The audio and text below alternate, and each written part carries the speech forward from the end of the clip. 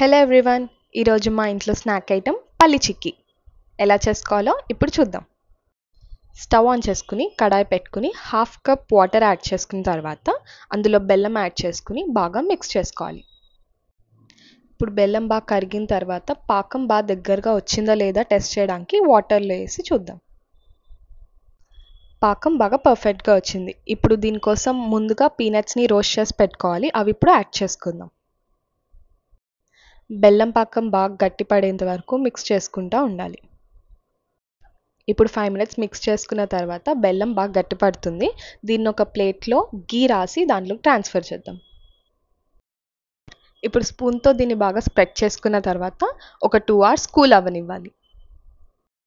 ఇప్పుడు నైఫ్తో మనకి ఏ షేప్ కావాలో ఆ షేప్లో కట్ చేసుకొని ముందే పెట్టుకోవాలి. ఎందుకంటే కూల్ అయిన తర్వాత మళ్ళీ దాన్ని కట్ చేయడానికి కొంచెం కష్టంగా ఉంటుంది కాబట్టి. అంతే, పల్లి చిక్కీ స్నాక్ ఐటెం రెడీ. దీన్ని ఎయిర్ టైట్ కంటైనర్లో ఒక 10 to 15 days వరకు స్టోర్ చేసుకోవచ్చు.